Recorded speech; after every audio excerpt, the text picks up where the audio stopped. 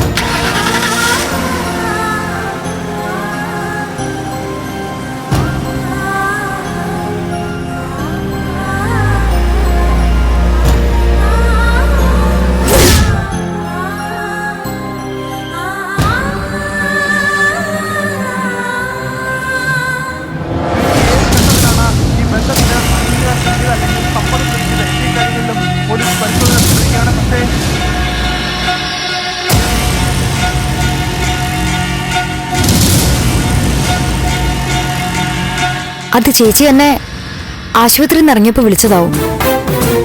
കാല് പിടിച്ച് പറഞ്ഞിട്ട് ആ താടക ഫോൺ തന്നില്ല. ചേച്ചി എങ്ങനെയെങ്കിലും ഒന്ന് വിളിച്ചേ പറ്റൂ. ചന്ദ്രോത്തേക്ക് പോയി കാണുമെന്ന് അറിയണം. അവിടെ എത്തിക്കാണും. സാറിനെ നോക്കാൻ അവിടെ വേണം എന്നല്ലേ പറഞ്ഞത്? പറഞ്ഞതൊക്കെ ശരിയാ, പക്ഷെ അതൊന്ന് ഉറപ്പിക്കണ്ടേ? അവിടെ ഉണ്ടെന്നറിഞ്ഞാ സമാധാനത്തോടെ ഇരിക്കാലോ. അതിനിപ്പോ എന്താ വഴി? ജയിലിൽ കിടക്കുന്ന പോലെയല്ലേ നമ്മളിവിടെ കഴിഞ്ഞു പോകുന്നത്. ഇതൊക്കെ പെൺകുട്ടികൾ പഠിക്കേണ്ട പാടാ. കല്യാണം കഴിച്ച് ഭർത്താവിന്റെ വരുമാനത്തിൽ മാത്രം ആശ്രയിച്ച് ജീവിക്കേണ്ടി വന്നാ ഇങ്ങനെയാവും വിധി. എനിക്കൊരു ജോലി ഉണ്ടായിരുന്നെങ്കിൽ കുറച്ചെന്തെങ്കിലും സമ്പാദ്യം ഉണ്ടായിരുന്നേനെ. എങ്കിലും നിങ്ങൾക്ക് ഈ ഗതി വരില്ലായിരുന്നു. അതുകൊണ്ടാ പഠിപ്പ് മുടക്കരുതെന്ന് പറയുന്നത്. പഠിച്ചൊരു ജോലി കിട്ടിയ ഭർത്താവിന്റെ അടിമയെ പോലെ കഴിയേണ്ടി വരില്ല. അച്ഛൻ മാത്രമായിരുന്നെങ്കിൽ സഹിക്കായിരുന്നു. ഇതിപ്പോ എവിടുന്നോ വന്നൊരു പലിശക്കാരന്റെ അടിമകളല്ലേ നമ്മള്.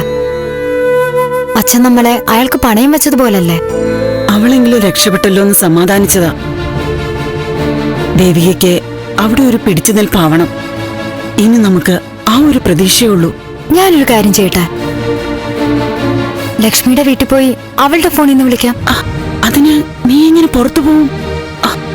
അവര് അങ്ങനെ വിചാരിച്ചിരുന്ന കാര്യം നടക്കില്ല. ചേച്ചിയെ വിളിച്ചേ പറ്റൂ.